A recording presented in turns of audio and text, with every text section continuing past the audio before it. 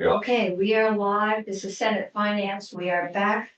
And we're gonna take up H 847, which was referred to us this morning.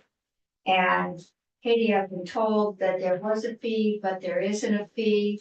So if you can, There is a fee. there is a fee. There is. Ah, Katie McGlynn, Office of Legislative Counsel.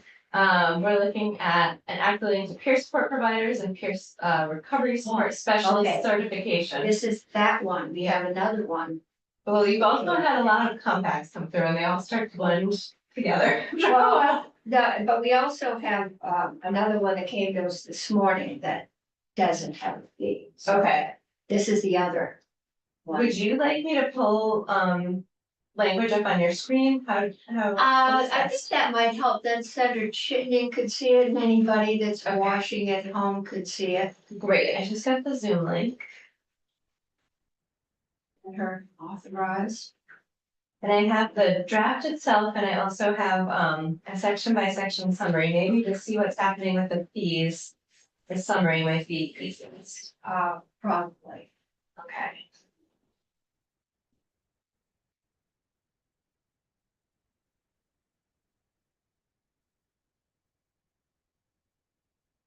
Okay. And I think we originally did probably the base bill for this when I was in health and There have been various iterations of this Yeah. bill over the years. I got in trouble for saying we needed to put in guardrails. So basically this creates a certification process for 2 new professions through OPR. Individuals practicing in these professions could voluntarily choose to have receive a certification, apply for a certification, but it's not mandatory. So somebody could still act as a peer support provider without having the certification. They just couldn't say that they're a certified peer support provider. They couldn't say they were peer support. Exactly. So sections 1, just sort of recognizes those professions as ones that OPR will regulate. Section 2 allows OPR to do a criminal background history check of those professions, and then we get into the fees. So section 3 sets the initial application fee for the certification at $50, and then sets the biennial renewal fee at $50. And then that section is amended on July 1, 2027. And it amends the initial application fee for certification to $75. So the initial fee is only $50 from July 1, 2025 until July 1, 2027. Okay. And that is the fees language. If you want, I could go through the substance of the bill. Committee. You wanna go through the substance? These are, well, maybe we should have OPR tell us that these are in line and will cover their costs. Did the committee hear from OPR when we were setting this? The committees did hear from OPR and they also heard from JFO. Okay, What is a peer? Is there a definition of peer There support? is, yes. I'll have to switch documents to show you the definition. Oops. Oh, it looks like that the underlying amendment that I sent you isn't posted, just the summary is posted twice. Okay. I sent it yesterday afternoon, if that's helpful. Well, in the interest of time, I'll just pull it up from Word.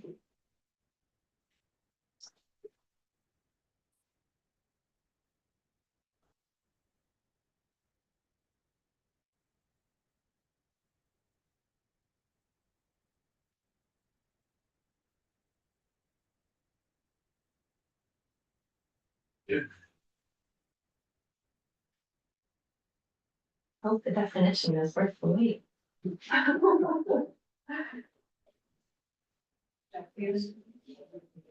Here, this is what I sent yesterday. Okay.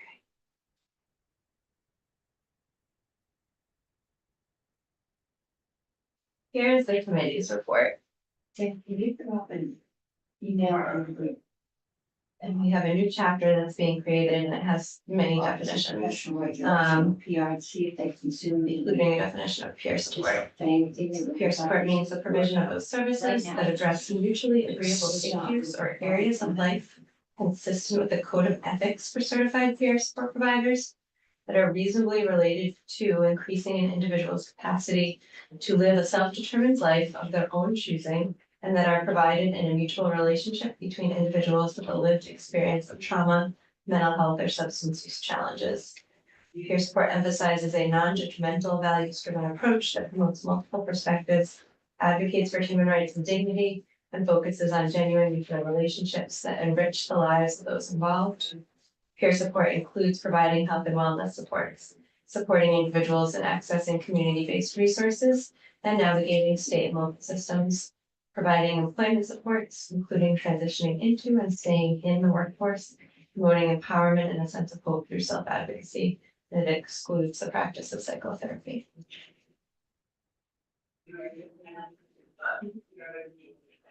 Okay. Any questions, committee? We're dropping a line to OPR to see, Nolan is here, so There is a fiscal note. there is a fiscal note, it is posted. I just sent it to Zane. I didn't know you guys were going. We just, no, I know, it's I just sent it to It's Zane. the end of the session. Yeah. We're getting a little crazy in here. Can you come up and tell? Sure, Come on up, tell us what the fiscal note is. sure. But I'm not zoomed in, so I can't share. That's okay. But it's pretty simple, pretty easy. If we can't get OPR, we'll just take it. on Sure. board that, For the record, Nolan Langwell, Joint Fiscal Office. So there's a couple of fiscal impacts. One is, there's a cost to OPR to implement this. That is sort of captured in the budget along with other OPR money. okay, To 67,000 is for implementation of this and the compact. right. The estimated fee revenue in the applications in 2026 are estimated to be somewhere between $10,000 and $20,000. Revenues will likely increase in the future fiscal years because one, there are more people likely to be trained and enter into the profession. And the other thing is the initial certification will increase to $75 on July 1, 2027. And that was because there's a sense that these folks aren't exactly high paid, so they want to provide a little fiscal relief on the fee. So initially, the fee will probably be 10 to 20, and over the years, it'll just become a little bit more. Okay, And that's what OKR will probably say too. so we are sending. Initial application for serving 50, renewal fee is 50. The initial application fee to 75 and 27. So that, I guess, the profession can become more professionalized and make a little more money so they can afford anyone. Okay. Committee questions, comments? Thank you, Nolan. This is Katie. Are we ready to vote on this?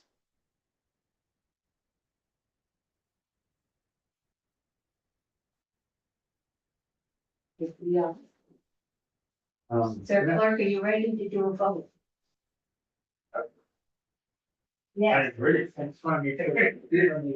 We've made any changes that far. no, we're looking at the fees. 50/50, and then after a few years, it'll go to 75. So, I would consider Ray moved to. I don't think he's moved yet. There we go. Integrate move to, report favorably, H 847. As amended by Health and Welfare. Okay, Senator Bray's moved to approve H 847. 847, as presented as amended by the Committee on Health and Welfare. Center down here, the date and time stuff that you read so carefully is, The draft date is 4/2/24, and the timestamp is 2/5/10. Okay. Okay, it's been moved that, Senator Bray's moved that we approve 847. Further discussion? If not, all those in favor say aye. Aye. Opposed say no. That's 601. Think we can Two. add. No, he's there. So Kevin He's the sixth. gave a thumbs up in the Okay. Zoom. Who would report this bill? Senator McDonald. Will you report this? All you have to say is we find the fees to be reasonable. I can write you a script. Yes, Madam Chair. Thank you. Okay. That is not the bill I thought we were gonna be doing, right? But, because we had another one today, which I guess we haven't been able to get. Perhaps just, no, we do. We do have another one that is coming today. We have one we just voted. H 847. Senator McDonald is the reporter. 601. Any changes or nothing for it? Okay. No changes, okay. I'll come back with a form for you. I'll be, Okay, all right, and I'm intending before 3:30 to close out page 72. Okay. It's another one came to us with a fee, Perfect. okay? Alrighty, yeah, there is no fee in that, that's the one that was in the underline. Okay. Perfect timing. Okay. What I'm hoping is that we can do some markup. Right. And possible vote on. We will vote it Tuesday if we can reach agreement today. Because I think most of next week is going to be the yield bill, which we haven't received, but I don't know if they voted it out off the floor today or not, but we're gonna start working on it because I gather it may make this bill look uncomplicated. So Maria, I don't know if you were listening in, but the tax department has specified that they don't have the expertise or the resources to be able to evaluate the market value of telecommunications equipment at this time. I told them we weren't gonna get out of here without doing something. It would probably be a study. Other states are starting to grapple with this. Apparently NCSL has some understanding, but they're just not sure what they would need in order to do this. So this would be in addition to, so right now there's a $150,000 appropriation to develop a model for valuing communication property. Okay. So they're saying, They're saying keep the telephone personal property tax. Give them time. And we'll try for a year to come back with a model for doing that. But don't. I suppose we could just. Yeah, they take out everything after. No, because we put telecommunications towers in, what did they? Madam Chair, I believe that they said that there was some experience in raising the regulated monopolies, Right, but for the telecom, there wasn't a track record to fall back on. This time they have to, yeah, they feel they can do it. Okay. In a fair, Yeah, this, that, you know, they had a lot more information on regulated utilities than they have on free market, for-profit, businesses that are changing rapidly, and they just felt they needed time to do this, so they asked us to keep personal property tax in here. Give them, we'll give them a year, I think, to come back and bring that proposal to us. And I have to check with them. They asked us on page 29, of this version, which is on the Zorro mark. They've got antennas, poles, wireless towers, wires, cables, conduits, pipes. Yeah. Communication facilities that are part of the cable television network. I think we might be taking paragraph C on page 29 and asking them to tell us how they would evaluate all of that, property. all of that property. And they also suggested, I think, and I think you referred to this, they were not though thinking of including everything after wireless We were supposed to towers. put after wireless towers, they asked to have struck. Equipment, routers, servers, power equipment, and any other network equipment. What we could ask them to do is, as they look at that, look at what is All of them. all of it and tell us what is reasonable in their opinion to do. what practical action might they take? Yes, So just look at all of, if it's a study, look at all of this network infrastructure.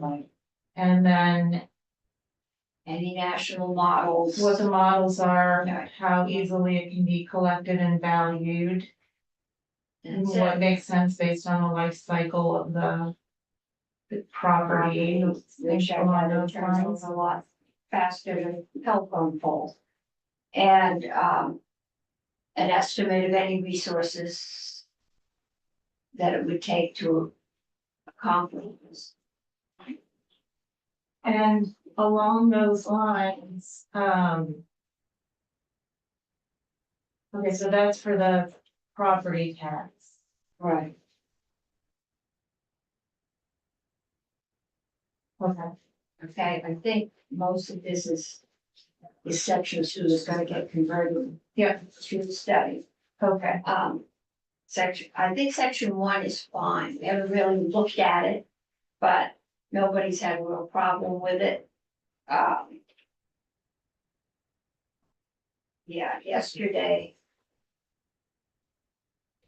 We had made clear that the state is liable, but, you know, we'd be defending the new appraisals, but I don't think we have to put that in if we're not. No, you can include it in the study though, of whether there should be additional resources or how Yeah, they might defend their valuations in a way different than they might already do, or. okay. And Figures. I think in committee again, I'm reading your minds. We seem to be leaning in section 3 to doing an inventory of the poles before we make any decision about whether, if or when we should put any kind of fee or tax on them. So this is the right of way. If what's hanging Yes. in those poles. Section. And I think we are going, sounds like the CUDs have a couple underground conduits, so we will ask them. Most of it will be covered in the, you know, the poles and wires people, but we will ask them to report anything they might have in the public, right?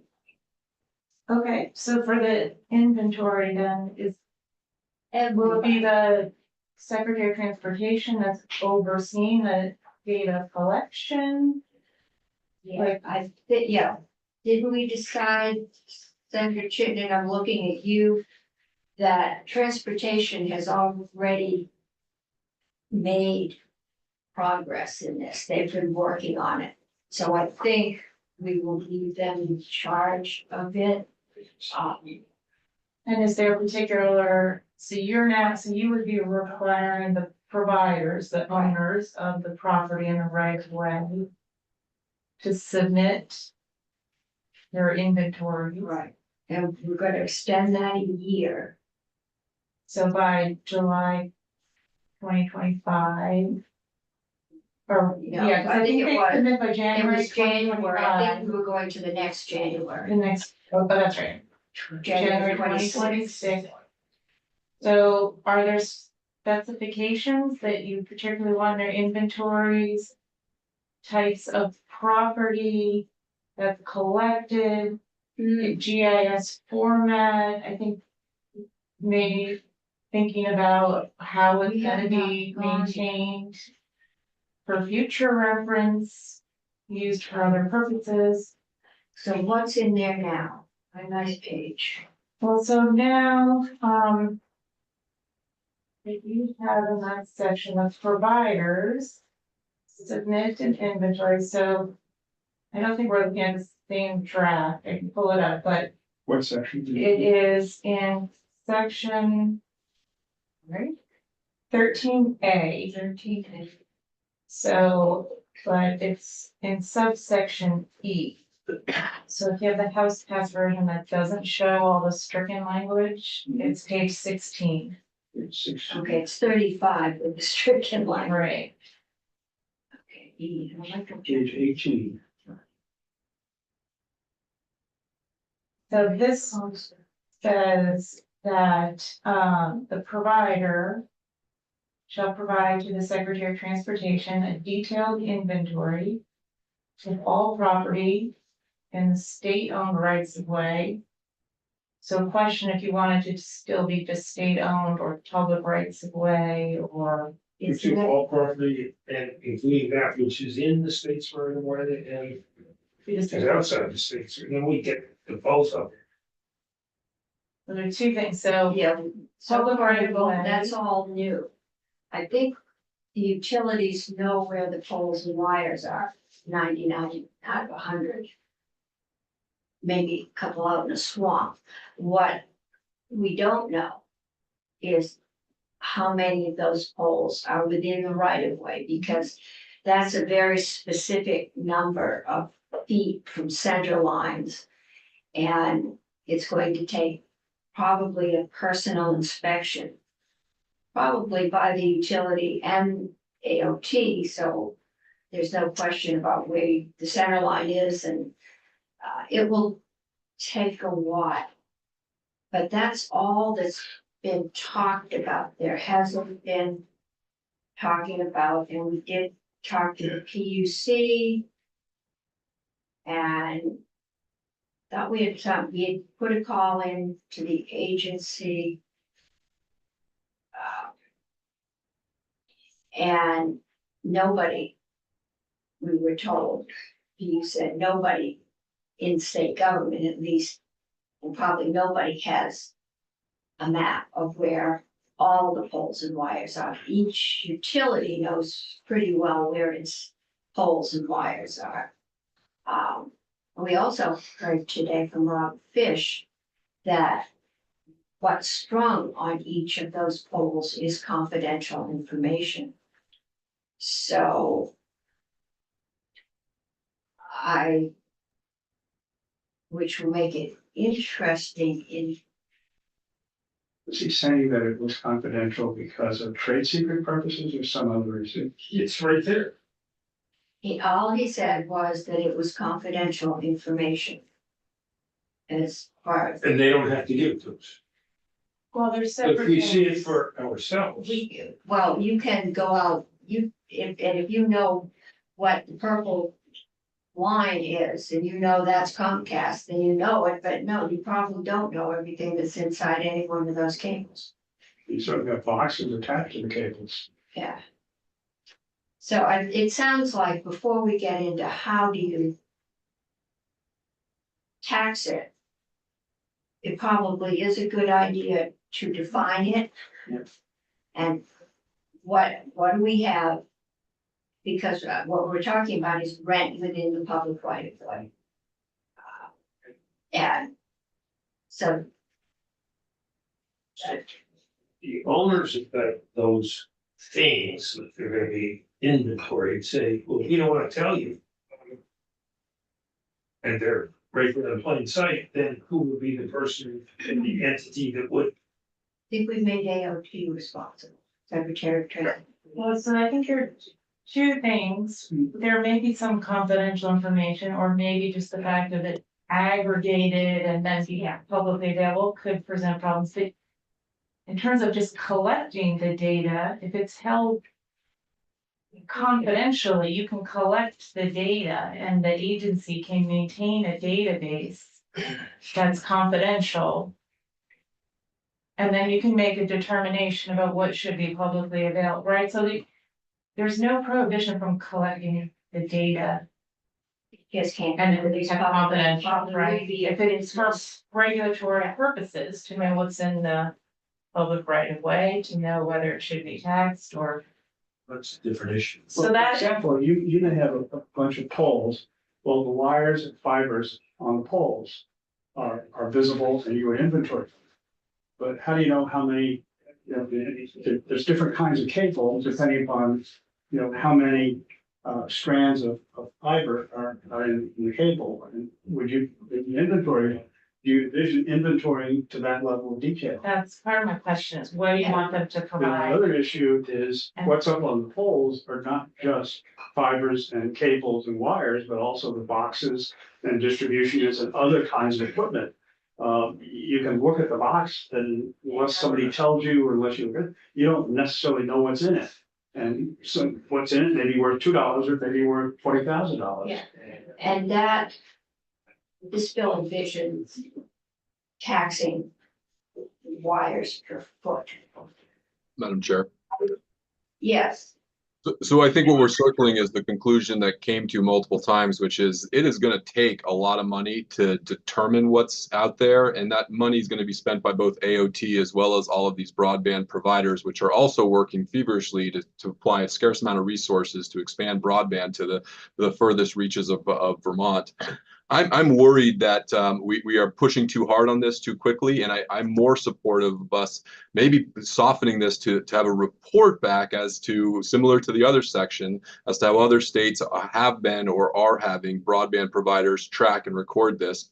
If we are looking for details as to how the companies should provide it, I will look at Senator Renner's amendment from yesterday. She did articulate a lot with what GIS specific characteristics we'd want to collect, and I'd be happy to take some of that language over as part of the considerations for how this could look. But I'm really worried that we're going to hobble our broadband providers over the next year when they're going to have to focus on tracking where all this stuff is rather than focusing on getting that last mile to those Vermonters out there that are starving for broadband internet service. So I thought the testimony we got from Rod Fish was directing us to really to sort of step back from this, get a better idea of how other states are tracking and recording where this information is, and bring it back to the next session when we have a better idea of how to dictate this equipment should be inventoried. okay, it was Rob White, Rob Fish was, he's, no, CUDs.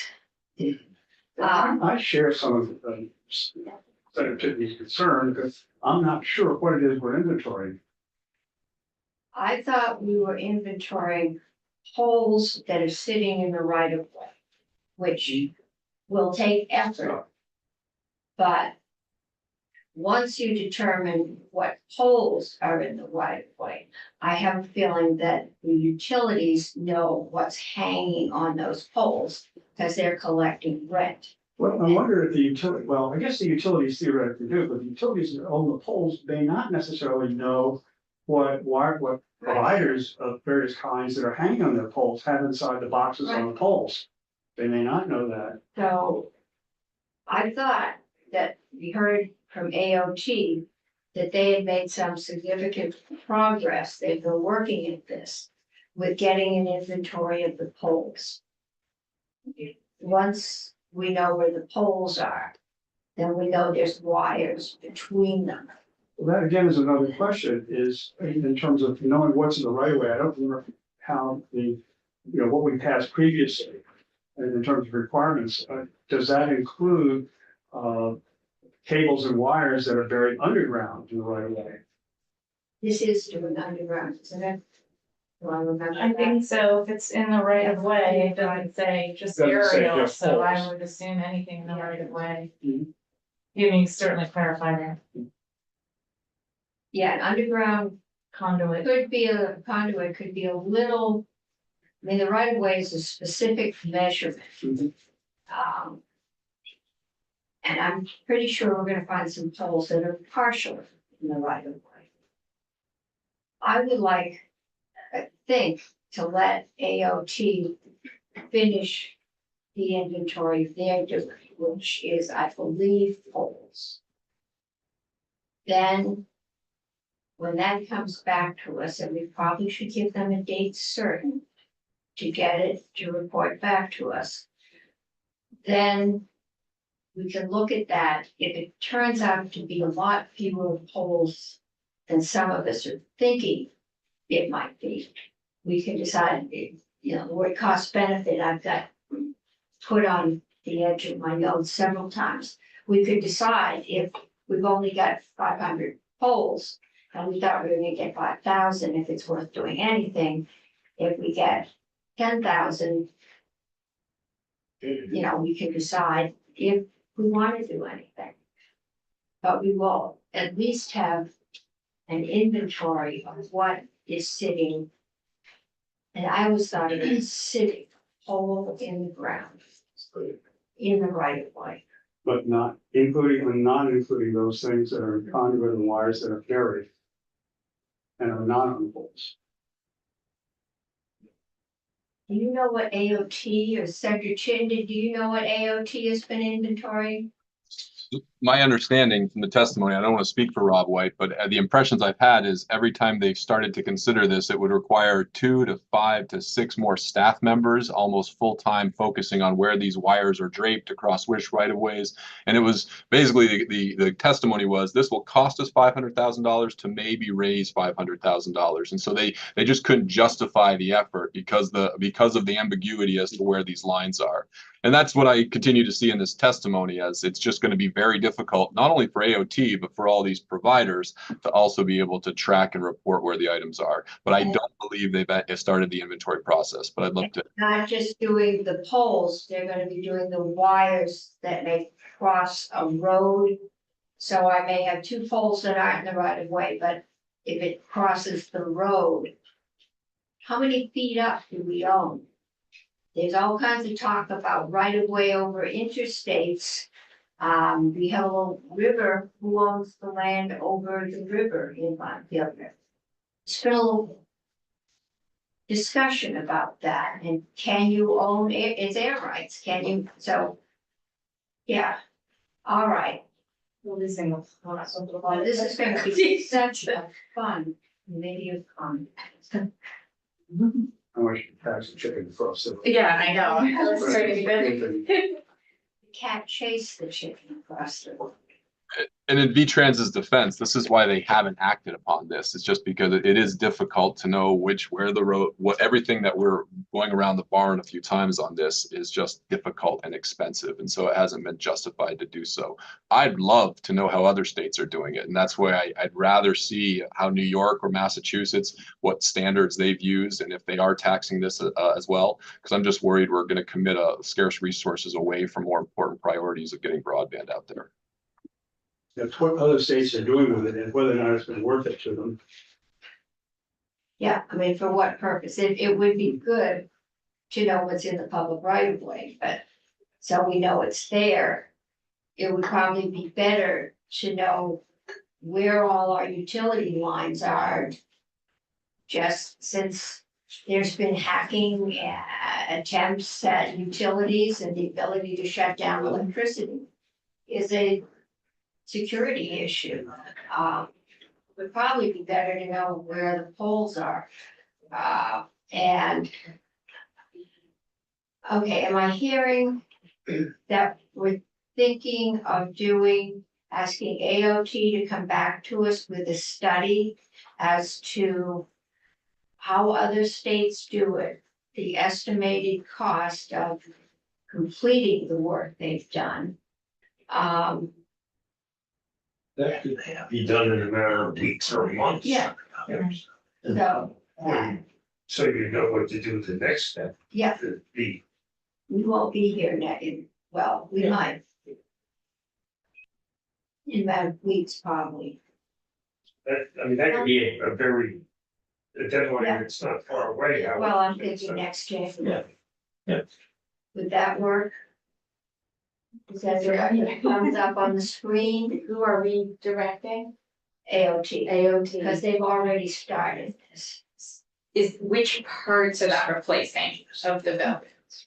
All of them or? I think it's replacing all of section 3. Right of way. All the right of way done. That's It would section be a 3. study Most of report back. section 2 is now a study, but we are going to do section 1. So they, In the bill, to be clear, I think we're talking about section 13A. Is that correct, Maria? Yes, yeah. Yeah, but that is, I believe, the entire section 3, isn't it, pretty much? It's just the third subject. Yeah. Broadly speaking. Would we be asking for recommendations from them on something, how to proceed, what the most cost effective thing is, what? Could ask them to do a cost benefit analysis if it's what they see as the value to them as opposed to what it's going to cost. Because we're not getting them 5 to 7 new employees, not this year and probably not next year. Right. Okay, So an AOT study looking at what other jurisdictions are doing, the data that they're collecting, how it would be collected, what would be included in terms of poles, wires, other communications network infrastructure in the public right of way. How it would be valued, because if they're gonna assign rent based on some metric, so what is the value, and inherent in that is the cost benefit analysis, and then just also wondering if you have tax doing kind of the looking at communication property, what should be taxed? Right, they have to inventory it as well based on the municipality, so if Right. there's some kind of consultation and coordination so that the information is similar, sounds good. right? Yes, so that we know what would be involved, how they would value communications, The best way of collecting it and assigning a value and making sure everyone's. and again, a cost benefit. They have to hire 3 experts to do this, which I doubt. Okay, so. But an estimate of the resources necessary. Yeah.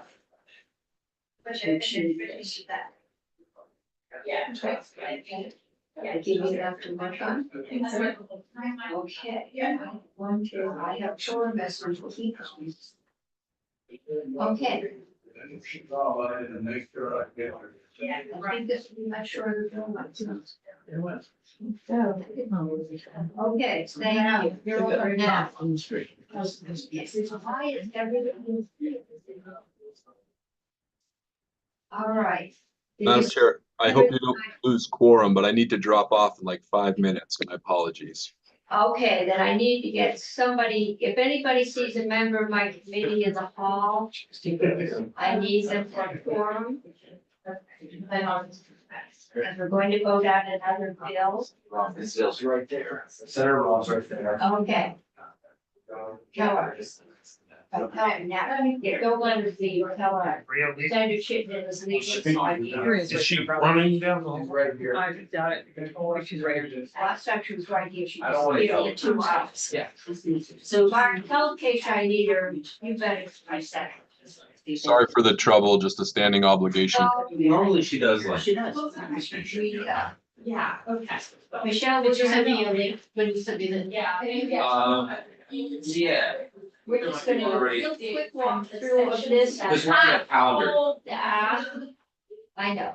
I'm told that there was a fee in the outline. It's not in there. It's not in there. No, there is not, I was like. It's committee. Because I got sent the bill. Yeah, I thought I was getting neonicotinoid, but I didn't. I still think I should get my. I got this one. We are just trying to clear.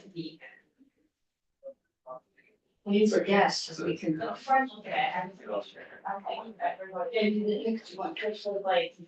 were saying that.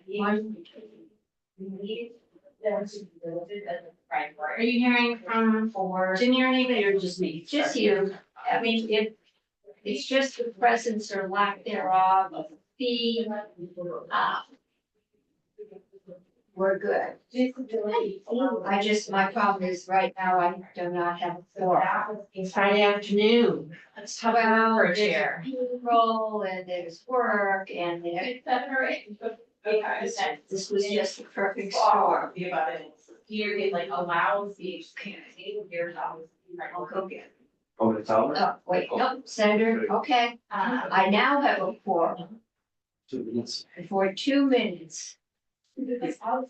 Senator. McDonald's coming back. Fine picture. They're both right outside the door. They're both right outside the door.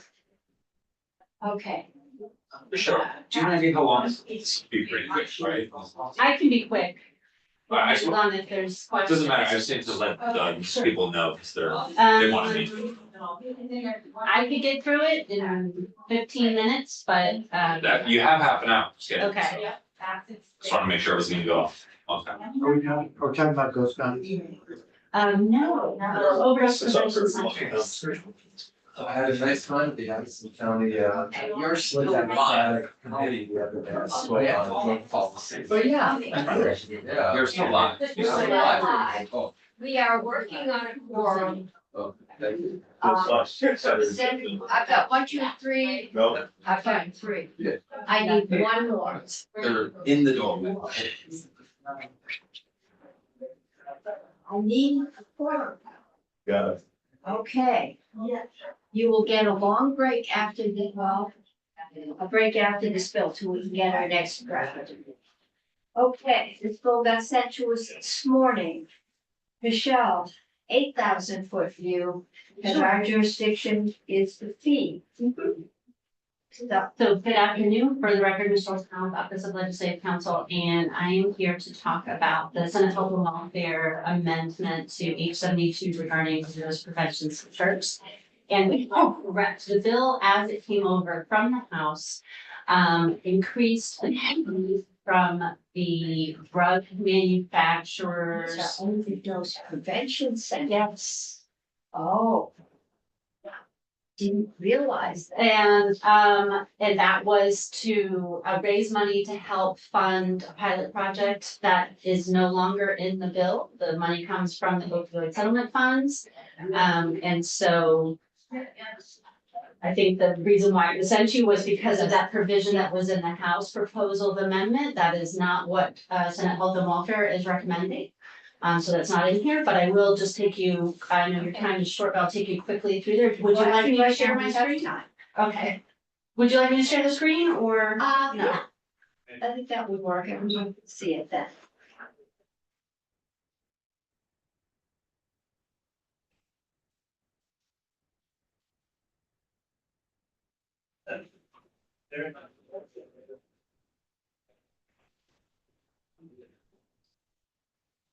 How's that? Want it a little bigger or Maybe a little. Okay. Oh, that's perfect. how's that? So you might be wondering, like, why is Michelle here in the first place on this? Because I'm not usually in the healthcare committees, but as the chair knows, I cover illegal drugs and a number of issues there. And This bill originated with having a small tweak to your immunity from liability provision in Chapter 84 and Title 18 having to do with regulated drugs. You might remember when the legislature passed about 11, 12 years ago, the Good Samaritan law. Yeah. That provided for limited immunity from criminal prosecution for drug crimes if someone made a good faith effort to call and ask for EMS or ask for assistance for someone who was experiencing an overdose. And so this overdose prevention center bill kind of started out with that, kind of trying to the first step being to provide immunity from criminal liability at the state level, right? So if you think about in terms of, you have federal drug laws and you have state drug laws, as everybody knows, through going through the whole process with cannabis decriminalization and then commercialization, doesn't necessarily have to be the same. And so that's how I kind of got initially started with this, was the immunity issue. I do remember doing a very similar bill. Right. And so I'm going to take you through quickly the sections. So first, section 1 is a new section in Chapter 84, which is regulated drugs, in Title 18. And it's right below what you have currently for the Good Samaritan law for reporting overdoses. And subsection A takes you through and talks about, well, what is an overdose prevention center? It provides a space at either a fixed or a location or mobile facility that's supervised by healthcare professionals or other trained staff, where persons who use drugs can consume pre-obtained drugs, so they're not getting the drugs on location, but they're bringing them with them, and also use medication for substance use disorder. It provides harm reduction supplies, provides drug checking services. They answer questions on safer consumption practices. They administer first aid if necessary and monitor and treat potential overdoses. They provide referrals to addiction treatment, medical services, and social services. They educate participants on the risks of contracting HIV and other diseases that might be obtained through drug use, on wound care and safe sex education. They provide overdose prevention education. They distribute overdose reversal medications. They educate participants on proper disposal of hypodermic needles. They provide security on site. They establish operating procedures for the program, and they train staff members to deliver services offered by the program. So that's kind of the outline of what an overdose prevention center needs to be doing in order to receive the immunity protections in this section. Subsection B talks about the Department of Health then has to build on that. And they have to develop guidelines that kind of fleshes those things out a little bit more. So we see that in subsection B, and they're to do that not later than September 15th of this year. You'll see on line 18 there, the guidelines have to include the level of staff qualifications that are required for medical safety and treatment and referral support. And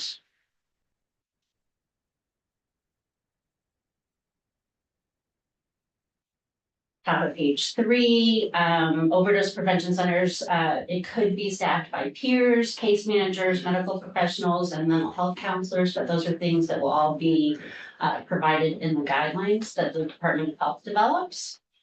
Subsection C is the immunity provision, and this is essentially that as long as the prevention center is acting in the good faith provision of the services that are outlined, then people who are either using the services of the OPC or people who are staffing it or volunteering there, someone who might be a property owner who is leasing a building to the OPC.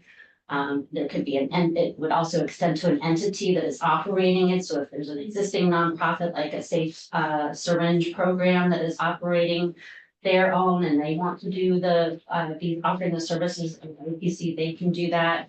And so those are the folks who would be given the immunity, and they would get immunity essentially both from criminal prosecution and civil liability.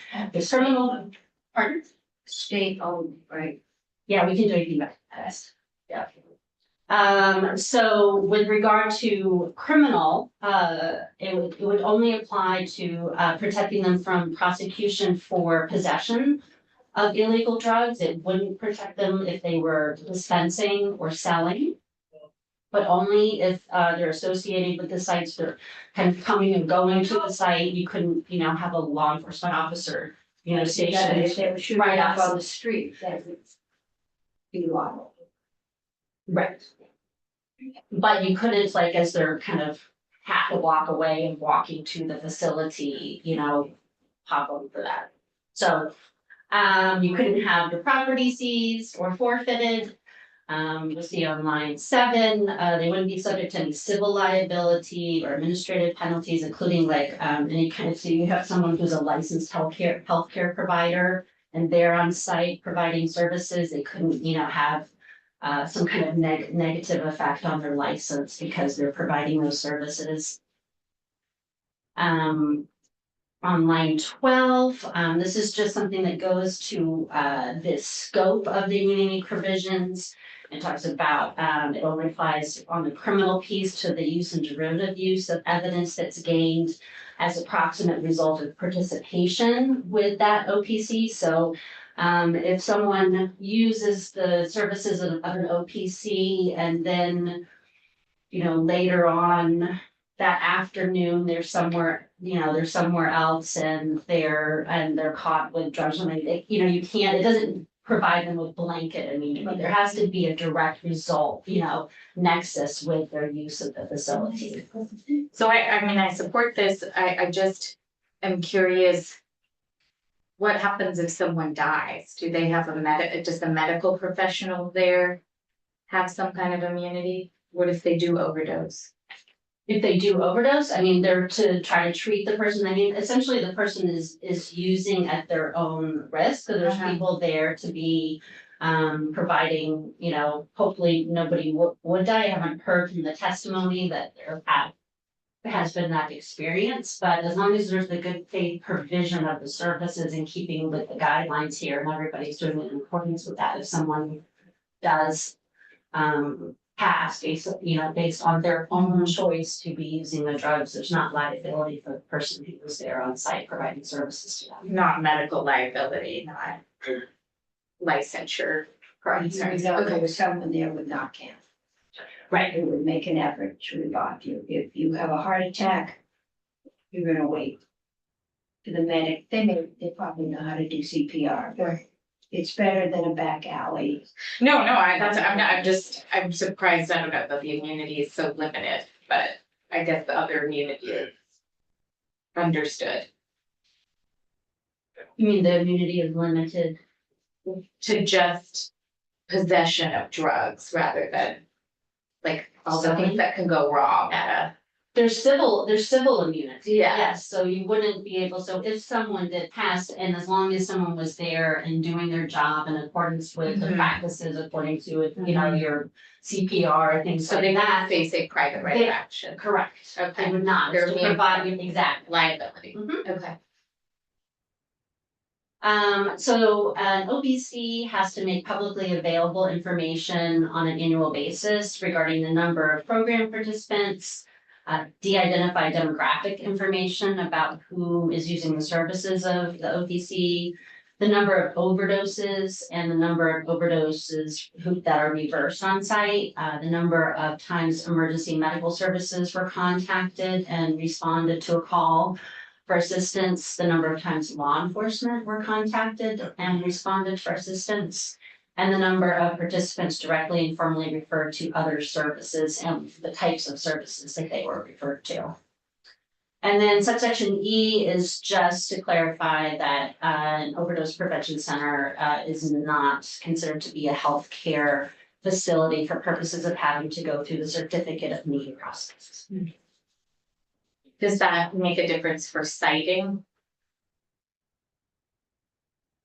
I don't know about the certificate of need process because I don't do healthcare typically. Right. But I don't know. So Okay. in terms Because I of, if remember you have there a was question one- about CON process, you want to talk to Jeff. Yeah, I don't even know, I don't know enough about that process, we just talk all the time in economic development about what is exempt from a use, a prohibited use in a community. Mhm. So did I miss something about, these are There's sectors nothing that- saying that they're prohibited in any particular area. If a municipality has zoning Yeah. and all of those kinds of things, they would follow their regular process. Mhm. And in terms of that, so this isn't dictating this, it's just saying that an OPC doesn't need to go through all of these additional hoops Mhm. under that provision for those facilities that do need to go through the certificate of need process. And this is a pilot. Yes, it's a So pilot it's only project just for one, Burlington. unless things have changed. There was one organization that was interested in doing it, and I believe they were presently doing a needle exchange in the same either building or area. Yeah.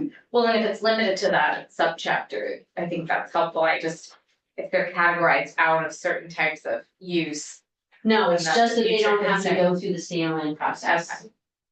And that's also what section 1A says, is it's just amending that chapter that says, because there's a statute in that chapter that says, these are the healthcare facilities that don't need to go through this process, and so it adds in there in section 1A. But I don't think you're gonna see them popping up everywhere. So section 2 is the funding for the pilot program. So in FY 2025, $1.1 million is appropriated to the Department of Health from the Opioid Abatement Special Fund for the purpose of awarding grants to the city of Burlington for establishing an overdose prevention center upon submission of a grant proposal that has been approved by the city council. So the city council has to approve it, so they would develop the grant proposal after the Department of Health has developed those guidelines by this September. Then they would put it together, they would get city council to approve it, and then they would submit it to Department of Health. And it would have to meet everything that we talked about in statute as well as the guidelines. And then the Department of Health, you see at the top of page 6, has to report quarterly to the Joint Fiscal Committee and the Joint Health Reform Oversight Committee, kind of giving a status report of how that's all going with regard to the distribution of grant monies. Section 3 is a study of the Overdose Prevention Center. So on or before December 1st of this year, Department of Health is to contract with a researcher or an independent consultant that has expertise in the field of rural addiction or overdose prevention centers or both. And they're going to study the impact of the pilot project. There's a list of things I won't go over because you can read yourself and still got a little ways to go. But you'll see there's a list there of all the types of things that they have to study and report on. And then the report is due. The final report is due in 2029, January. But there are interim reports to the General Assembly throughout that period. So you'll get updates every January from the contracted researcher about the data that they're finding. And then the final report would be in 5 years. There is no fee in there. There's no fee. What It's fee coming is it? from the settlement fund instead of the manufacturer's fee. There's section 4 is an appropriation from the fund of $300,000 for that study. And then I'm going to move on to some service syringe program sections. Sections 5 and 6 are really just kind of some technical to be in keeping with the way that they're currently operating, is my understanding.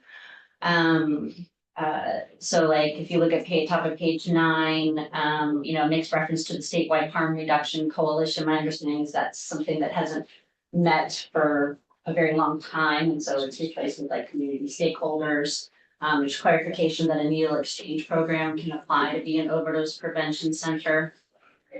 Section 7 is money that is appropriated to, and I think I talked to Nolan about this, we need to tweak this a little bit when it's in appropriations, but it would be money appropriated to the Department of Health from the settlement fund in an amount of $1,450,000. And then they would provide grants to fund syringe service programs. Not later than September 1st of 2024. So this language is, some of it is in the budget as it came over from the House. And then my understanding from Senator Lyons is they're gonna reconcile it all across the hall. You'll see the second sentence is that the method of the distribution of the funds is supposed to be a mutual agreement between the Department of Health, the current syringe service providers, and other relevant community overdose prevention and harms. And the goal is to kind of more adequately provide those services throughout the state, especially like with a focus on some rural areas that may not be getting those services currently. And then there's just a few technical amendments, which I'm guessing you don't care about. Okay, happy to talk about it if you want me to. Committee, our jurisdiction is the fee, which is no longer there. So I would like to just vote it out on the grounds that there's no fee and therefore we have a jurisdiction. We did have Nolan here, he ran down the hall, Oh. he told me to let him know when to come back, I just let him know to come back. Well, here's Nolan. Nolan, if there's no fee, can you give us a fiscal note on the fee that's not in there? What's the fee? There's no fee in there. No, Fee in what, right? I don't know. We were given the bill, I was told, because there was a fee in the underlying bill. But the fee is now gone, so I'm just trying to vote it out. Okay, I will, I just wanted to ask a question to Michelle Yeah. before she left, that is, and this may go into a question for I know the Nolan. answer. The money, still got about $1.1 million that's being used and it's coming from some federal program, what is it again that's coming from? The settlement fund, The the settlement. opioid settlement fund. And the question I've got is if the $1 million weren't used for that, what else could it be used for? Wow. Any idea? I'm never gonna know. I can show you what it's being used for. Okay, let's start it, please. Thank you. Okay. One.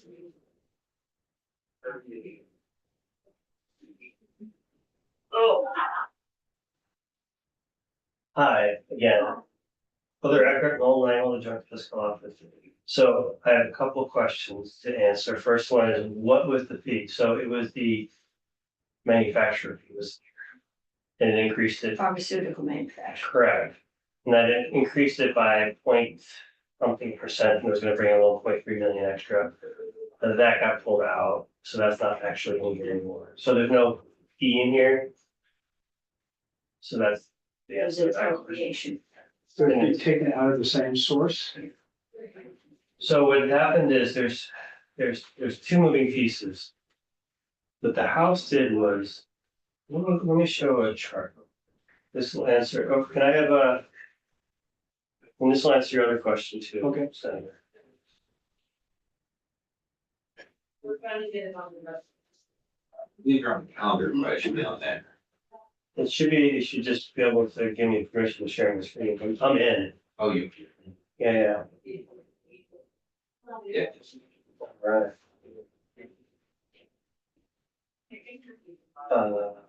There it is. Okay. So this is pardon the fonts. So what this is a balance sheet that we threw together for the opioid abatement fund. And so the top is what Act 22 did for fiscal year 24. And then what the House did in the 25 budget.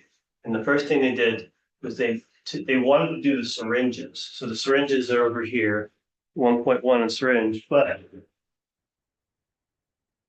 they only had $1 million in the bottom line. So they didn't have enough room. They didn't have enough room. So what they did was they moved out the naloxone. and they put it in the evidence-based and advertising fund. That's the fund where the manufacturer fee goes into.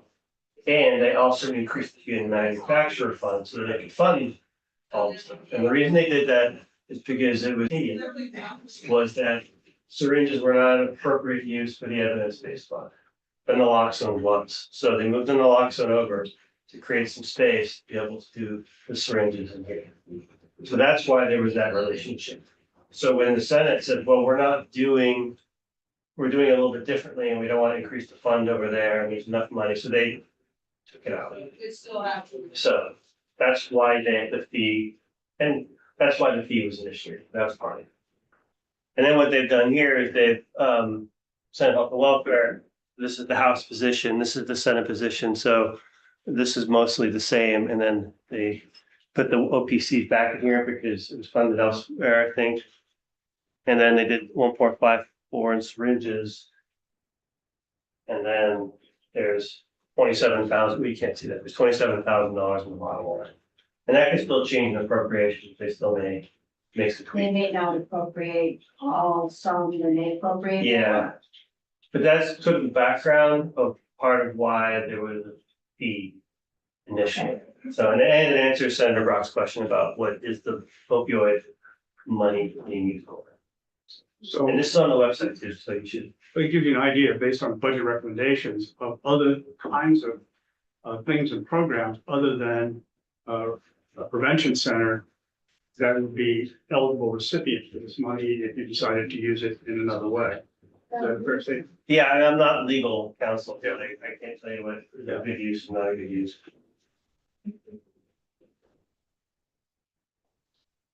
Okay. Senator Grant. I don't know if we're gonna continue on this line, but I don't cut off Senator Brock. I don't know if there was anything discuss it if we're not going to then, given that the there's no impact on the revenues of the state, except for in the underlying bill, which has been amended, so unless the amendment fails, which would need jurisdiction, really be in play, I would move that we report favorably to Bill H-72. Senator McDowell, do you want the numbers? It's Bill H-72 as amended by Health and Welfare. And it is dated 4/18/24, timestamp 8:53 AM. 8:53 AM. Okay. Senator Bray has moved that we report H-72 favorably. We're not voting favorably or one way or the other on the substance of the bill, but favorably effect on the revenues of the states, we're revenues, yes. Well, I guess you could argue Because there's no if fee. indirectly, it does have an effect on the revenues if you could use the money for something else. That's expenditures. I'm struggling with the motion rather than the debate, but He votes to approve as presented. by the committee on, Health and welfare. yeah. Okay. Favorable report on H-72 as amended by Health.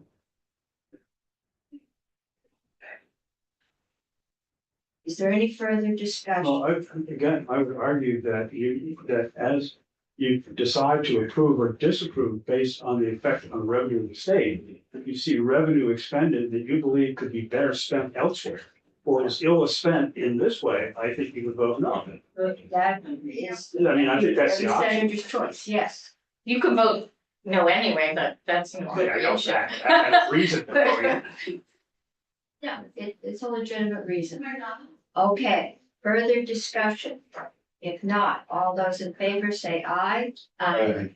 Opposed say no. No. Okay, I'm getting that 1, 2, 3, 4, 1, 2. I've got the 7. We can't have any more mistakes. I can report this. You know, we need it. Okay, no, I think I can handle, there's no feast, okay? Or any more difficult. Okay, committee, we have lost our, but I thought we were gonna have a great time. Senator Chittenden is not with us, but I'm trying to move these bills out of here because I'm quite sure we're going to conference on telecommunications bill, and I'm quite sure we'll end up going to conference on the yield bill. This one, I think there'll be a conference, but I don't know that we'll be involved. So Kirby, this is H687. Senator Chittenden is not with us, but he has the bill. He is being tutored by a former student. But I wanted to just look at the tax sections because that's our jurisdiction. This is not the outline section. Can you help us, figure out page one? I can, yeah, if you wanna start getting ready, it should be page 136. It's where to start. We are, Kirby Key Legislative Council. By the way. I only have 131 pages. So I must not have the right version. You don't have 136 pages? No, I have 132 pages, but only. You're the short version. Do you want ours? No, I can look at it on the screen. I've pretty much memorized what the tax things are, and I don't need the 135 pages. I just need, there's only one or two with taxes. I grabbed this must be an earlier version. I just grabbed it off my desk and I think economic development.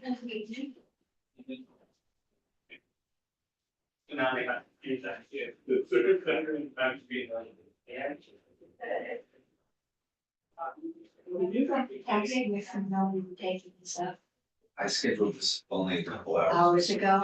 That's okay. We will give him a chance to come in and make Monday, his or is case. this? Tuesday. We're not coming in on Monday until the absolutely.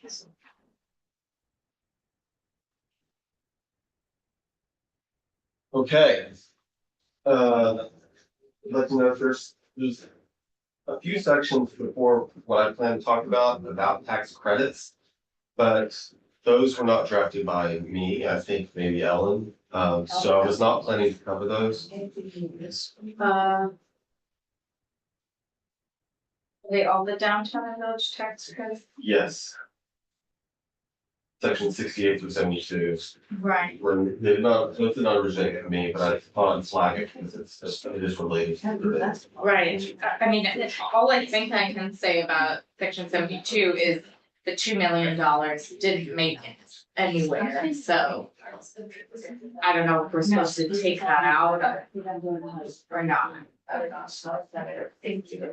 Senator Cummings, whatever you and Senator Kitchell talk about, to my knowledge, in section 72, the increase of the downtown tax credit from 3 million to 5 million isn't booked anywhere. I have not heard that it's booked any. Yeah, so I don't know if we're supposed to take it out or just let them take it out. I'm pretty sure they'll take it out. I haven't seen contacted about any increase in the downtown tax credit, so. Okay, so that can go in our. It's a $2 million increase, yeah, that can go in our amendments. Is the downtown tax credit, Is the, because it's. We may have gotten $350,000 across the hall today, but there's no way we're getting $2 million. no, I'm only asking if you, because we are working on this amendment. Who is working on this? Is it you, Kirby?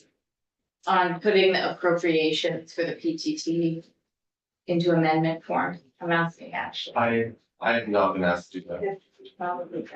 Let's just walk through Yeah. the tax sections. Okay, so we'll just go through the tax sections, but just flagging that there's several sections on tax credits there. Okay. So the first few sections, sections 73 through 78 relate to the property transfer tax.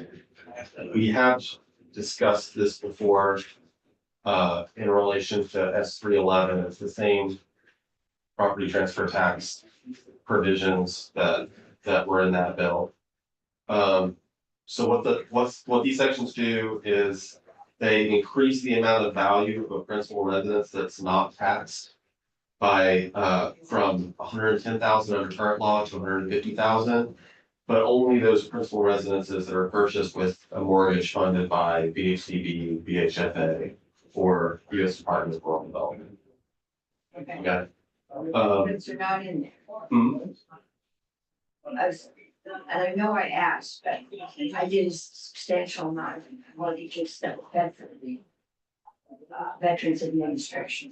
Right, these are not a substantial number. Yeah. The revenue impact here is pretty small. For that change. The other thing that's in the section that we're looking at, the first section, which is 73, is to create a new rate of 2.5% for purchases of residences that are not principal residences and will not be used for long-term rentals. So for those properties, the transfers would be taxed at 2.5% of this. Keisha, is this money in the budget? It is, It's spent. it's allocated in a draft. What am I'm waiting to figure out I can tell who's you. working on it. Yeah, Well, I can tell you what this says. The right. current state of this is that extra revenue that's generated is allocated in some sections we'll be looking at later.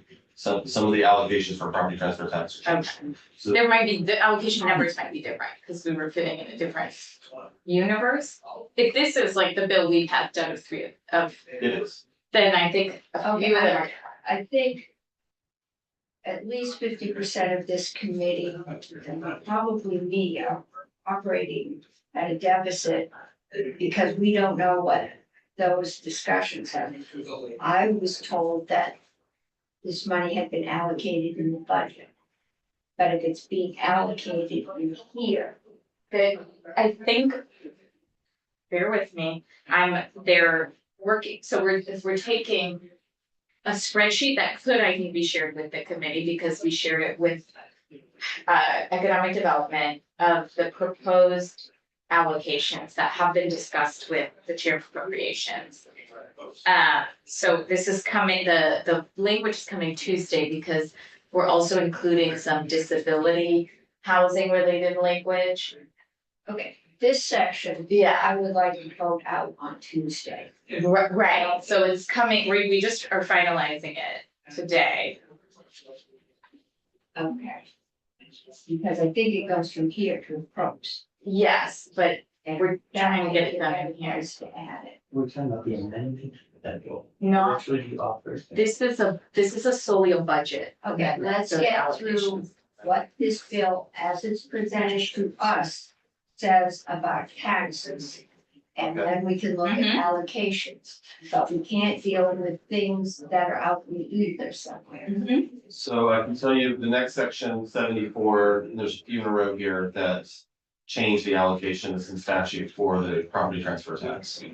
So the one we're looking at here affects the trust fund, the BHDB trust fund. Housing and conservation, so it's going to housing. So all of these taken together, changes that we're about to see. Keep current law the way it is for current revenue, but for this additional revenue, 70% goes to this trust fund and 30% goes to the municipal and regional planning fund. I thought when it came to the committee was going to the natural resources. There's also a statutory allocation of 2 million off the top of the PTT revenue. I'm worried we should keep it really general. Because that's not true anymore. It's what we're looking at. I know, I'm just, We'll have to take the sections out if we wanted. I'm just trying to, I'm looking at Tevin Pat because I'm just getting the feeling that this bill may not be ready for prime time. I think we should just look at how the taxes work. But That's. no, for Senator Kitchell's purposes, changing the way she would rather not withstand and book things differently, so I just, this will all change. We should not be allocating in this bill. Okay. Okay, It's, I mean, to clarify, I think you understand, but these are the statutory allocations. Right. There's no appropriation or anything. right. Okay, well, those are the PGT allocations, so we can skip ahead. But does it's, sorry, is there, you need to back up, they're being allocated. There's also allocation, of like where they're going, for instance, NRV, which may be. They're going, well, what I just heard is they're going to the Vermont Housing and Conservation Trust for housing. And they're going to the regional planning boards, because this bill is giving a lot of responsibility to getting the planning, I guess. Correct? Does it help or hurt to? Right now, I just need to know what the bill's before us. Yes, okay. If you want to amend the bill before us, you can do so. But I want to know what we're gonna be voting on at this point. Right, so there's the allocations, like I was saying, and as a refresher, under current law, the trust funds, the municipal regional planning fund, and the general fund all have allocations. This just General fund gets adjusts more those. than it's allocated. Yeah, and this just adjusts those statutory allocations. There's also, you know, a percentage that goes to PBR for administration, and then this language as it is also has 2 million for the Act 250 permit funds, which would be new. That would be a new allocation out of the PTT revenue. Okay. So that's all the allocation stuff. So with that, I can get a few sections then. And it brings us to the administration's proposal to freeze property values for education tax for new construction rehabilitation. I can walk through the different parts of that. Well, we have the tax commissioner in this case. I personally am having a hard time doing anything that would negatively impact the ed fund. And I would prefer to move this section personally to the flood damaged areas. That would be a pilot. We could see how it worked and we could see how the impact was, but it wouldn't be wide open. Okay. Well, so in its current state, it has a statutory purpose to exempt from education tax, new construction or rehabilitation, to lower the cost of new construction or rehabilitation of residential properties in the state. I'm gonna skip over some of the definitions for now.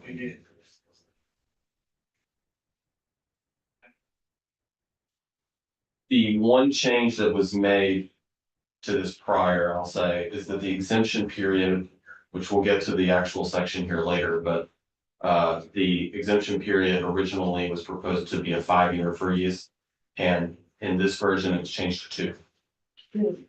Yeah. And that's the only change from the administration's proposal in here. So we have definitions for new construction. It means, you know, buildings and And buildings. this doesn't have to be in a blighted area. This could be any new construction. Right, this should It's not be much confused with broader. the other proposal the administration has, which we'll get to, involves blighted. This is not blighted. This is just new construction and rehabilitation. So Again. basically, the ed fund won't Mhm. benefit from any new construction for 5 years. It, so the freeze means that the current value of the before Yeah. construction and then what So, the yeah, added But value there'll is be what no will be there. new revenue for the ed fund. Or any new construction for 5 years. No, No, this would only be available for properties in certain locations, and there's an application process. So it's not all new construction. And we'll get to it, we'll get to it. there is a flood, or some limitation. I could put Yes, up an yes. expansion in Chittenden County, and get my property frozen, value frozen. It's not limited on being blighted, but there's other limitations. So for one thing, it's for qualifying improvements, so I'll just read that part. A qualifying improvement means new construction or a physical change to an existing dwelling or other structure beyond normal and ordinary maintenance, painting, etc. And it results in new or rehabilitated dwelling that are designed to be occupied as principal residences, so that's one qualifier there, it has to be a principal residence and not as a short-term rental.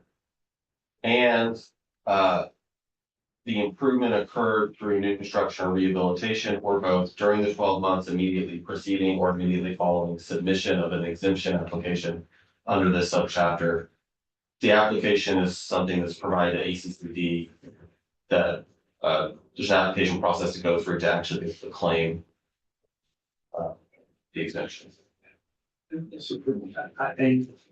not sure whose design this is, like, if it's designed to spur development. I'm not sure why we're reaching that 12-month proceeding. Well, Right? good point.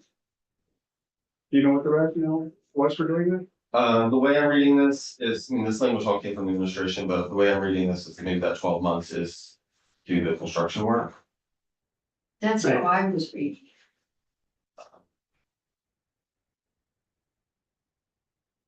It occurred through the construction or rehabilitation during 12 months preceding applying for it. So I think that puts a timeline on how long it takes to do the improvement. Well, you could see the thing coming and say, oh, I'm gonna go ahead. It's proceeding or Leave following. the ability, but Or immediately.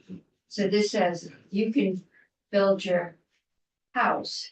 And somebody can say, oh, do you know you could get the value frozen where it was 12 months ago? And you can go in, and I guess you'd have to get a property tax rebate or something, depending on the timing. Or you can go in and say, I'm gonna build the house and I want the rebate, and you have 12 months after you get Right. your Sure. permit that you would do. I assume like that isn't much of an incentive to do something, because you've already made up your mind to do it. right, that's what I. Mortgage already done. The I second mean, thing unless is, it something makes else sense is to me. missing. It would influence your decision making. Yeah. In the first case, it's like, okay, we're quote unquote giving away support for something someone already thinks about. Maybe a reason that we're not seeing on the surface. So Right, maybe there's something more to it, but it doesn't seem like it's necessarily quite targeted to help people make the decision to rent. I thought this was for blighted. Not this one. Are you The other one. sure? No, there's Yeah. another one. The other one. They were pitched at the same time, so I, Yeah, I think some people think. and they're basically the same Yes. phone. So that's for the improvements, right? And then there's some language here about what is not a qualifying improvement, so. Does not mean new construction or visible change to any portion of a mixed use building. That is not used as a principal residence. Has to be a single, has to be a dwelling, not necessarily single I family. think the key there is principal residence, because there is a provision later allowing mixed use, this as long as there's principal residence. I remember the discussion. Or I landlord lived in one of the certificate. apartments and I rented out the other three. That was my principal residence. If you remember that. Okay. So a qualifying property is another key definition here. So this is limiting it to, as the chair had said, like what limits this? So it has to be a qualifying property. It's a structure that is located within a designated downtown district, a village center, or neighborhood development area, or a new market tax credit area. Or those, as in some combination of those. And I think the new market tax credit from Morrisville includes Waterbury and Stowe. We had an issue with that with Bevsey, but they're federal definitions and it's, I think, average, but there's some strange bedfellows. It's how Franklin County and Franklin Telephone ends up being lumped in with Chittenden County. which is why we made exceptions for them in the miscellaneous tax. If it's the same income strata. Okay, For the renter credit, yeah. Qualifying property also requires it's composed of one or more dwellings designed to be occupied as principal residences, provided none of the dwellings shall be occupied as short-term rentals before the exemption period ends. And the structure or would, the entrance Hmm? be, so they can't be used for short-term rentals before the exemption period ends. so during that 2 years that they're getting the benefit, afterwards, there's no Afterwards, limitation. so I can build a house with many rooms, I can get 2 years of the property tax freeze. Mhm. Then my property tax comes in, but it's past the exemption period.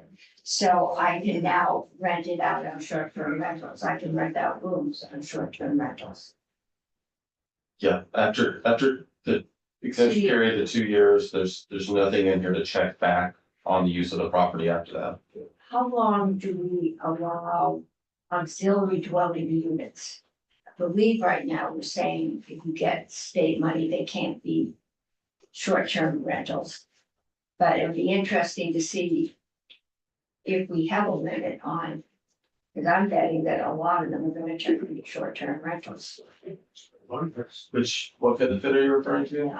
If we have a program that's helping build, amongst other things, auxiliary dwelling units in your backyard. And I've been told you can't use them for short-term rentals. You're supposed to put your grandmother in there.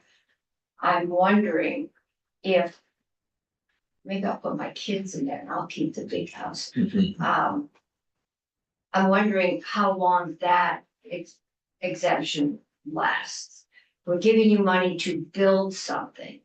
We're giving you an incentive. And generally, purpose is we want more long-term housing. And you just say, well, the 2 years while you're building it, or maybe 1 year after you don't, you're basically not paying any property tax on the improvement, which is the new house. But in year 2, then my period, is over and I can rent it out. And that just seems like a very short window to help somebody build what would be an income property and not long-term residential housing. So I'd like to definitely look at that section. So, again, going on what's a qualifying property? Those one or more dwellings designed to be principal residences. And there's no short-term rentals for the exemption period. And a structure with more than one dwelling shall only qualify if it meets the definition of mixed income housing under the housing title. And then further, undergoing. The property is undergoing or has undergone or will undergo qualifying improvements, and we covered what that means. And in compliance with all permitting requirements. Does that mean, if I read that correctly, that you cannot do this as a short-term rental, but after the 5-year period or 2-year period, you could change? Yeah, and I think that's what that provision is getting at. That there's no restriction on how the property will be used after the property freeze. It's just, this is your reward for the rehabilitation or construction, and then when that's over, use it as you want. It was originally thought that when this program was originally designed, I thought the administration had something to that effect, that there would be some sort of tail on it. People are thinking of VHIP and the ADU state investments that were made. And that was housing people who were previously unhoused refugees or, other folks. VHIP is continuing and will include now people with disabilities. There's new VHIP language going into the budget that continues to qualify it. But the tax commissioner is supposed to join us because I think we're all getting I just confused. got a note, the tax commissioner is on Zoom, so when we finish this up, We will, this is his program, not Kirby's and not the committee's. Right. We will let him answer the questions. This is, when the bill came out of finance, it didn't have these in it. 311, which is the one bill that not finance. It didn't have the- Natural. It did. Yeah. It did. It had, It did. it took it from 5 years to 2 years. Yeah, that was the only change. And- The- I think it is the, like this All property. Okay, we will look at this. Okay, so we have definitions for rehabilitation. Taxable value, the value that is taxed during the exemption period, of course. And so getting it, this gets into the actual program itself, well, we're actually on the acting parts, so. Subsection A here of this new section 3871 in title 32 is the value increase exemption. This is the freeze. The next subsection deals with identifying that we're just talking about education tax, not municipal tax. Subsection C is the option for a municipality to opt in or to allow exemptions or freeze for municipal tax for the properties once they've already qualified and are eligible for the state.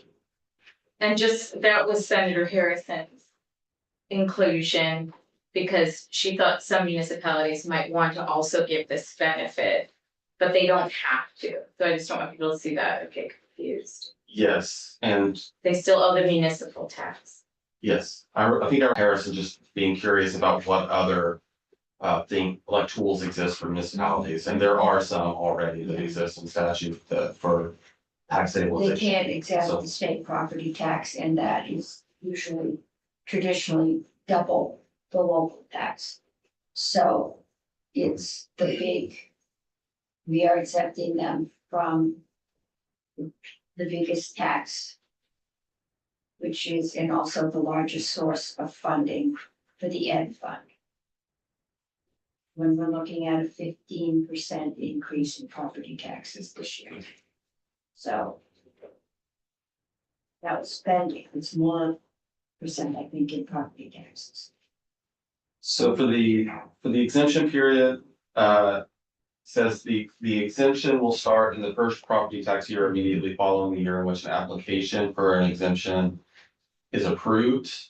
And one of the following occurs, either the issuance of a certificate of occupancy by the municipal governing body for the qualifying property, or the property owner's declaration of ownership of the qualifying property as a homestead. So this is just the event that kicks off the freeze. And then an exemption under the subchapter will remain in effect for 2 years. So this is where we see the change from Center Economic Development. And then provided the property continues to comply with the requirements. And then this just the subdivision 3 here states the municipal exemption will start and end at the same time as the state exemption period. And then we have the regulatory aspect. This is the application process with ACCD.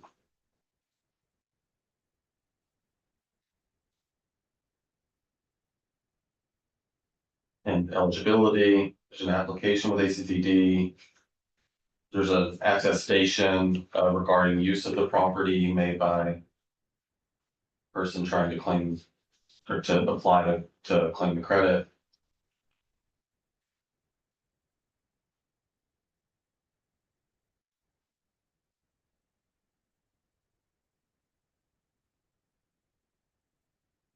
And then further regulatory provisions, do you want me to read through those? Yeah. Okay.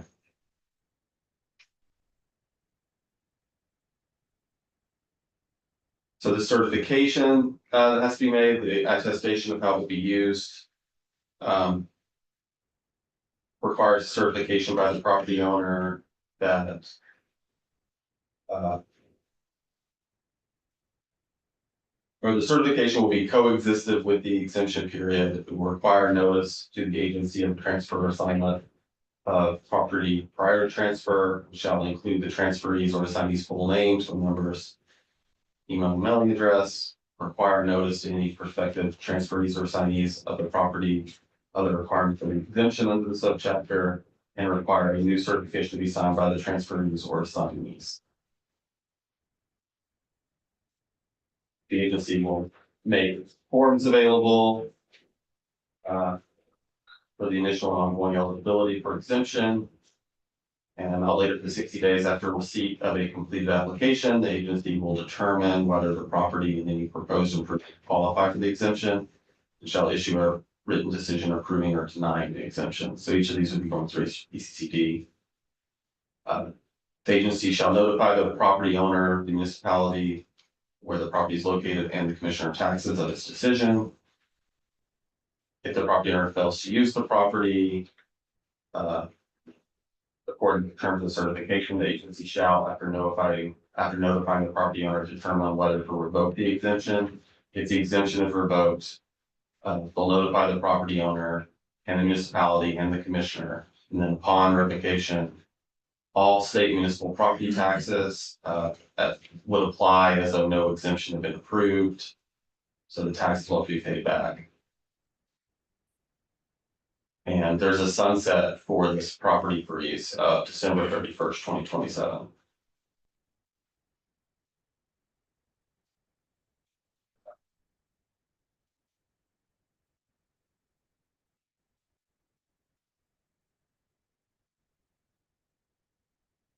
The rest of this is conforming language, really. This is to conform with the rule that when there's an exemption of a property on the grand list, an insurance replacement value has to be included. And so this is clarifying language for how that should be treated.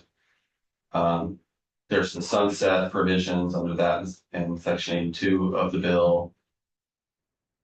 And then once there's a sunset, that conforming with the insurance replacement value language is removed. And that's it for the property value freeze.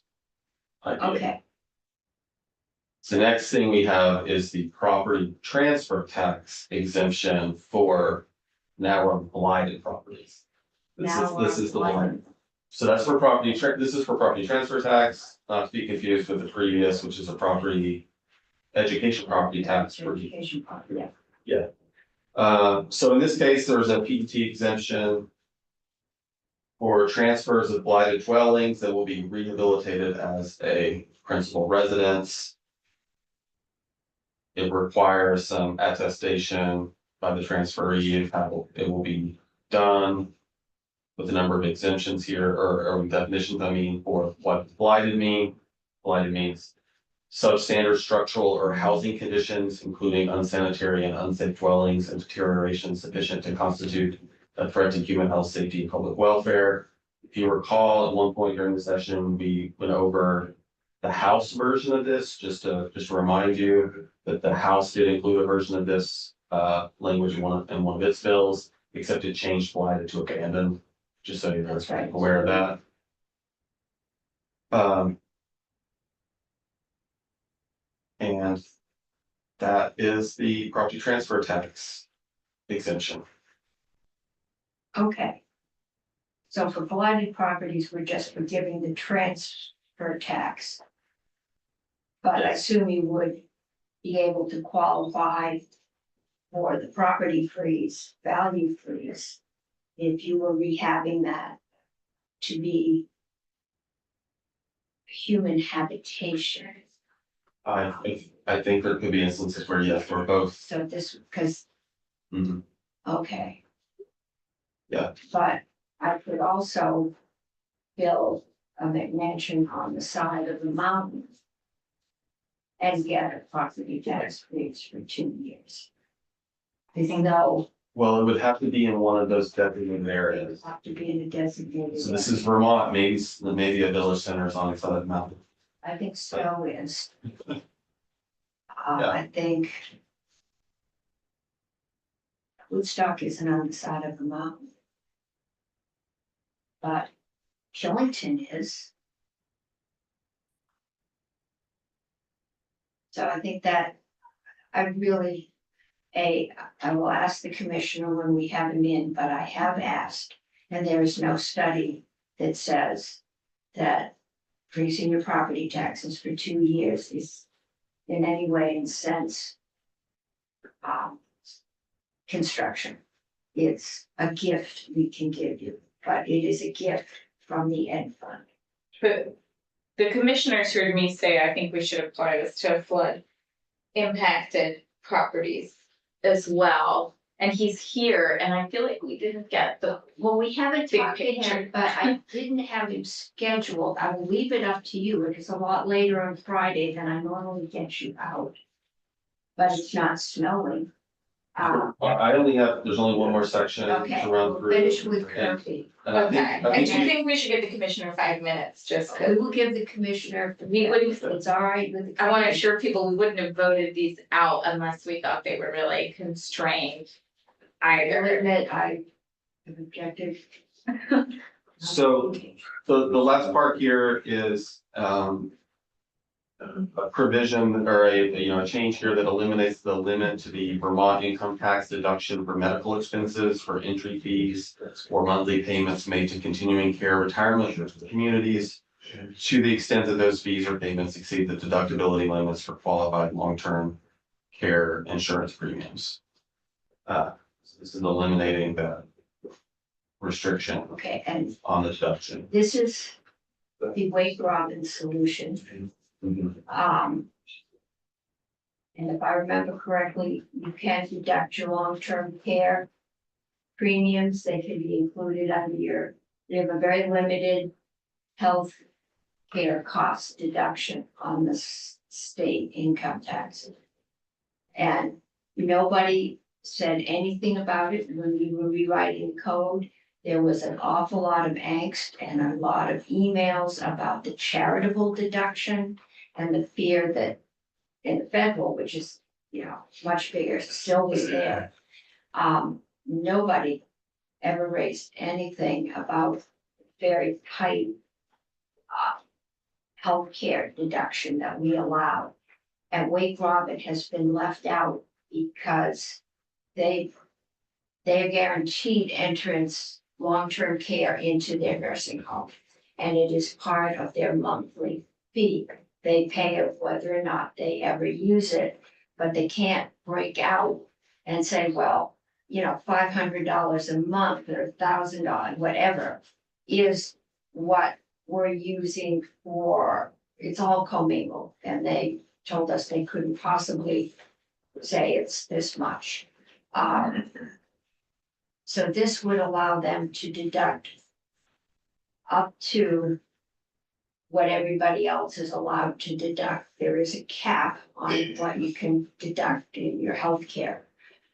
But if everyone else can do their long-term care premium, then that's essentially, that's the closest thing this is to a long-term care premium. You're paying. I've been paying for years on long-term care, and if I never use it, it's money I've lost. And they have the same thing. So why it got stuck here, I don't know. It would have been better in miscellaneous tax, but it got stuck on the end of this. I mean, I know, obviously they're my constituents, so I hear about this a lot, but I think the more people hear about this, the more it's one of the only pathways we're going to be able to create for other senior housing that builds in long-term care, which is, those are two of our biggest There's problems only in the state one, right now. and Well, it's I only- marketed one here. The cost, the expense Right, of having to do and maintain a nursing home and the regulations are so huge that they will assist you to transfer to a nursing home. You'll get assisted care, but nobody else has done this. And a lot of it was, the Gary home was long-term care. You gave them your assets. right. They took care of you for the rest of your life. I mean, Kendall does this But as well. it's not the same. You cannot call yourself long-term care. Who? Gary Home can't, and I doubt the Kendall can, unless they have a licensed nursing home attached. Like Wade Robin does. Yeah. Yeah, Kendall at Dartmouth, I believe does have that, And and it has that, and it does, but these are two big areas where we need to start looking at better solutions, senior housing and long-term care. both. I think Lake Robin gets looked at like this shiny castle on a hill, and it's like middle of the road. If you're in any other state in the country, it just shouldn't be out of reach for people. And I think that taxation, makes it seem like it's only for people who can afford it. But this should be the future of long-term care and senior We housing. should try doing better by everybody else, but for right now, you get what you can pay for. Or the state will put a lien on your house and they will pay for your long-term care, but it's then wherever they can get your bed in the nursing. Right, you need more Wake Robins. We need more Wake Robin type facilities that the average Vermonter can afford. The average That's Vermonter right. cannot afford. Right, but in many other states, there are places that book your long-term care when you enter, and it's not seen as a luxury. Most people right now, long-term care is turning into a luxury. We want to change that. We do, but they're fighting across the halls to keep our nursing homes open. And a lot of it is lack of staffing. They can't fill their beds because they can't get their staff, and we've got that problem across the board, with lack of staff. And we have the commissioner, so Commissioner, Good afternoon. good afternoon. The floor is yours. Okay. Craig Bolio, Tax Commissioner. Yeah, so I hopped on in the middle of the discussion. I heard some, I think maybe questions that I could answer and also just give an overview of the program, right? So as I said, I think I've come in a couple of times on these proposals to this committee before the committee had possession of the bill, but the administration's perspective on this is that really in facing our housing crisis is going to require a multifaceted approach, right? Regulatory reform, additional investment, and incentives. So the tax credits that you heard summarized by Kirby today are those provisions for tax incentives to help ensure that we reduce the cost of building residential units in the areas that we want additional residential units to be constructed. I did in my prior testimony, Madam Chair, hear that you haven't seen studies yet on this, so I can link to a study from the city of Philadelphia. They have a 10-year freeze program. In 2018, they did a study. Look into that, and they were dealing with a very different problem, but you can send it over. Sure, yeah, they did an economic, or they Anybody contracted. who live in the inner city or build there. Yeah, so they have a 10-year freeze, and they did an economic study that said essentially any scale back of that program would result in less revenue and fewer jobs. The city of Cleveland has a 15-year freeze, and they had a study that concluded that that program brought in an additional $2.2, $7.7, and $2.3 million per year to the city over the course of a few years. So happy to provide those. But yeah, really, we think that these are key incentives with geographic restrictions, use restrictions, income restrictions for multi-unit and mixed-use properties to ensure that we can create additional housing units where we need them. It's time limited, right? So the administration's proposal was not only a 5-year freeze, but also sunsets in 2027. So this is not a forever program. This is really designed to be kickstarting additional unit generation and ensuring that projects that may not otherwise pencil out actually do. Certainly understand the pressures that folks are feeling with the education fund this year. Our modeling consensus with JFO is that this is a $1 million cost for fiscal year 25, and for my chair can be one of the solutions for long-term pressures in the ed fund that needs more organic grand list growth and I think a wider tax base. So if you were to get just the education fund portion of the freeze, and again, towns can opt in to provide an additional incentive, you could be talking a 7 to 8% cost reduction for building of residential units. And if you got a commensurate increase in new units per year, you're talking 200 units per year over current projections. So you're really getting significant private investment for your public dollars. You'd have new units coming online at $80,000 a piece, and you'd get, depending on the town, $12 to $14 of private investment for every dollar of public investment for this program. Senator Bray has a question. Just thanks, Commissioner. Got a couple quick questions. So on that last point, is there evidence, or how confident should we be that the increased profits that flow from decreased costs are actually going to result in any more housing? If someone said, you know, they're just happy to have this pencil out and make a little better profit on this unit. Not that it's anything wrong with that, but I don't know how those monies then you project into being applied to development of additional housing. Well, one of the things I think that we've heard from builders is that the cost is prohibitive, right? And so that's one of the main reasons that more units are not being created. Happy to have, we could provide builders for the committee to speak to that could talk to the advantage and value of this proposal, right?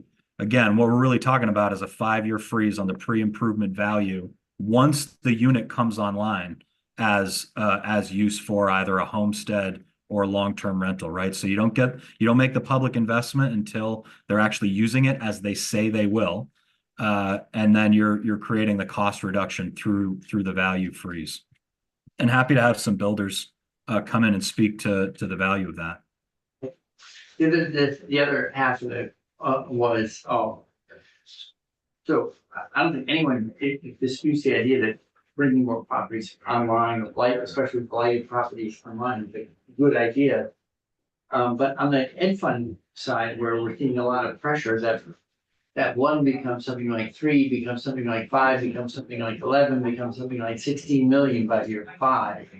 So even though the FY25 pressure is modest, although things are getting pretty tight around here, 16 million, we're committing to that, a $16 million impact by year 5. And we're already, we're in a difficult place of Ed Fund. And the only things I'm hearing about next year's budget is that it could be even more challenging. So I want to temper our enthusiasm by considering the kind of thing we're signing ourselves up for, or a future legislature to deal with. Yeah, so I actually appreciate that question because I think it gives me an opportunity to clarify something. So first, the fiscal year 26 consensus cost is 1.8, so not a big jump in year 2. But I also want to clarify that as I'm doing the cost per unit and private investment to public investment, I ran those numbers against that final year cost, which you mentioned. So yes, acknowledge out in fiscal year 30. So 5 years from now, your Ed Fund cost is 16.2 million. But when I ran the numbers to say you're getting units at $80,000 a piece and $12 to $14 of private investment for public investment, it's against that number, right? So you're getting a better return on investment in these early years even. So if those are attractive numbers, I think, to the committee about the kind of private investment that you can leverage for public investment, right? It's only a sweeter deal in the early years. And I think the goal of this program, the goal of creating more housing in general, not only is to make housing more affordable for Vermonters, right? But as the tax commissioner, I'm thinking about the long-term pressures on the education fund, right? Organic grand list growth, a wider tax base are some of those solutions to the broader problems, right? And so, sure, you have a larger cost there, but that's because you're making those investments to get additional units online to widen that tax base and reduce those future pressures. But I'm just always wary about incenting current action and then deferring the bill to a future legislature. Can you say more about how you? I mean, so jump all the way to the 16.2. We take action now. There's that the freeze marches on for 5 years. A future legislature will see that $16 million shortfall and have to address it. And so I don't want to be glib about what we are making what we're doing financially to a future legislature, that's all. I know you're not being glib either, I'm just trying to make sure we're. Yeah, no, I appreciate that and certainly don't think either of us are being glib, but I think what I would say is one, anytime any kind of tax expenditure is passed, right, you're sort of putting that responsibility on future funding. So again, I think really here it's about the value of that investment to create those additional units to be another tool in the toolbox. And there is some research to show that tax incentives can have, for certain segments of the population, stronger behavioral change effects than direct investment, right? So we're talking about having a number of different tools in the toolbox to make the investments that we need to make. So yeah, certainly there are always foregone revenue costs with investments from tax expenditures. We've just got to look at the investment that you get for that as well. Yeah, for sure, thank you. Sure. Madam Chair, I'd like to build on your proposal and maybe, yes, and bring this to the committee on Tuesday. But I think, you know, we know that we have areas where we should just be directing our support and resources right now with that pass the but-for test more easily because they're really devastated. So I would propose that we narrow this program to be 3 years in flood impacted areas for multifamily housing. I would do that with single and Okay. multi-family. Okay, I great. think that's Deal. what we would be replacing. Yeah. We're asked by the city of Barry to continue the blighted housing Mhm. tax credits. They lost probably the most, Yeah. and if we're doing this at a pilot, because I still remain skeptical that having your property taxes Mhm. frozen for a developer who is going to sell it, and that cost will get figured in, Right. is stopping them from building. I think it can help, but, So we could even say flood damaged properties, just. or, Yeah. yeah, in the disaster area. Mhm. That would be a good pilot because they definitely need housing. And it could be replacement housing Right. in in those communities, they have the most desperate need because they've lost. Johnson lost, what, a large percentage of their housing downtown. Yeah, the largest percentage. Percentage, Yeah. yeah. And so, and I'm sure Ludlow lost housing downtown. And some of that's some pretty low income housing in downtown Ludlow, so. That would be a way to do a pilot, do a 2 to 3 year pilot. And then see if we in fact are stimulating the desired housing where we really would. Right. And I took it, we had 2 years in the bill for the bigger program. I take it to 3 years for this narrow program just because people are having such a hard time picking up the pieces and getting contracted. If we can, I'm concerned that if we take it out 5 years. And if you aren't paying anything for 5 years, but property taxes keep going up and you've been paying the taxes on either a blighted property or an undeveloped piece of land.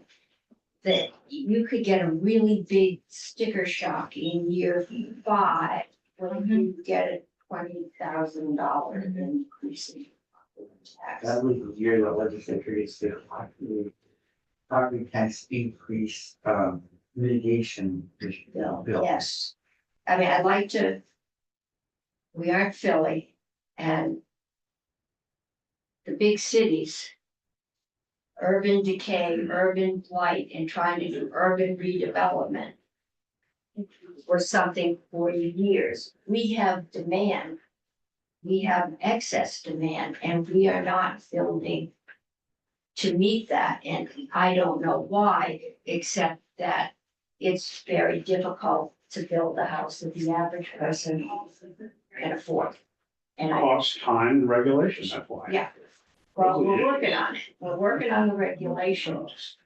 And hopefully that one, And workforce. So should we get that drafted?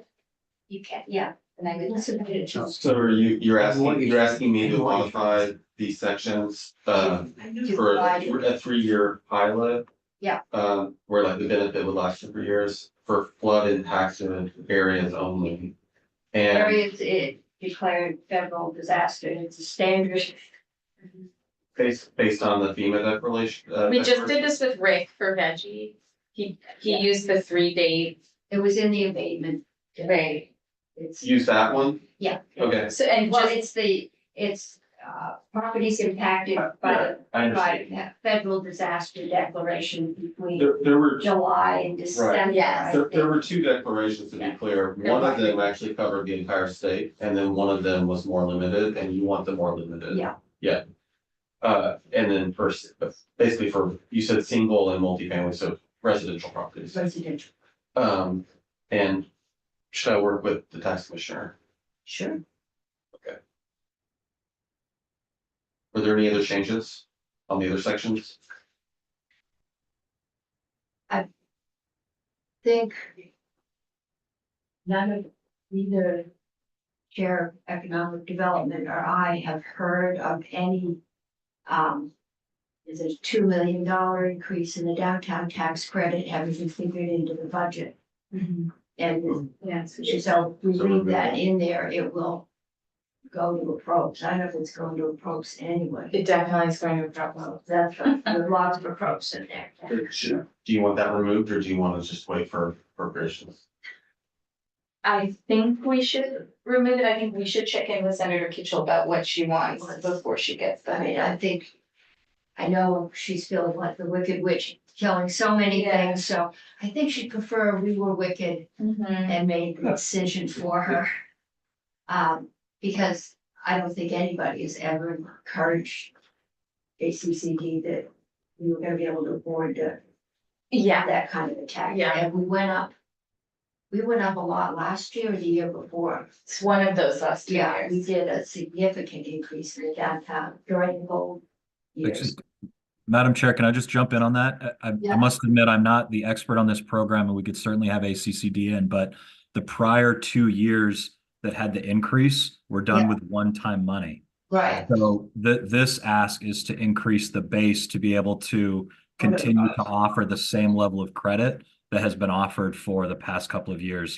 I think there's concern that it gets scaled back if there's not a base increase to go with it. Because I think it's $1.5 million. The last proposal I put on the table is that the administration help us figure out how to offset a lot of these other investments and tax credits and things like that as we look at the education fund, and just put some proposals out to us for both revenue, which I heard the governor say he was open to particular sources of revenue, and I got cost going containment. to veto this bill this morning, it was the headlines that got read to me. He had concerns, but I think we can find common ground on all of them. That's what. But I think it's a give and take on like getting proposals that help us in the next 3 weeks respond to the education fund increase. And I know this increase is not in your budget. The tax credit. Oh, yeah, the tax credit, yeah, I mean, And we don't have that money, and so unless you have that money, we don't have that money. we can raise it. We have the urgency, obviously, we can have all the studies we want that tell us something 3 years from now, but we need houses today, and I understand the notion of reaching some sort of a compromise to get a provision like this in. I think it's important, though, that if it appears to be working quickly in terms of this is something that is causing people to invest, that we have somebody watching and reporting back to us within a year as to the uptake and, in effect, the attractiveness. It's both the objective and also subjective view of what this does, so that a future legislator can extend it. And I think just having a report without a Yeah. report that essentially says we're gonna measure this and then make recommendations at a certain point in time as to whether or not the program should be continued, expanded, dropped, whatever. So We should definitely specificity. see if there's any uptick Yeah. in the pace of housing production. Does this appear to be working, and are there measures that can be reported back upon that would give us an indication of that Well, sooner rather than later. and they'll need to like submit a form to get this benefit, so we should be able to find that out, ask that question easily next year, I would imagine the commissioner agreed. We would have. Well, yeah, it is both the form and it is the asking of the question. Yeah, And whether that is asked easily in a form or whether in another way, we'll leave it to the departments and so on to figure that out. But that's what we're really doing. Mhm. Did this make a difference in your decision to do this? That's what we really are trying to find out. Let them figure out how to do that. Yeah. The only we haven't heard on this one is the listers. We're asking the listers of the town to freeze a value for 5 years if they've got several houses coming in at different intervals. We haven't asked them if they can do that. So the mechanics for that are on the grand list, the municipal grand list, it's at fair market value. And the department should be able to simply provide the exemption value. So I don't envision. They would have two values on the grand list. They would have one value for the local and one value for the state. Yeah, the state could provide the exemption amount for the education grand list. So I don't envision significant workload increase for local officials. We've had angry listers in here this year. It's not a pretty. So we should probably at least talk to them. Senator Bray. So I'm just thinking about that valuation and then the calculation of the impacts. Does that include a CLA adjustment? You're not just looking at grand list values, but adjusted. Because the education component would also be adjusted by CLA. Yes, so the tax bill, the tax rate would still be adjusted by the CLA for these properties. It's the value you're freezing. Correct. And value, it would be taxed at the old value, but with the new local tax rate. And then it would be taxed on a different value with the same tax rate, right? Okay. We will ask that one. Did you also need to remove the transfer tax allocations?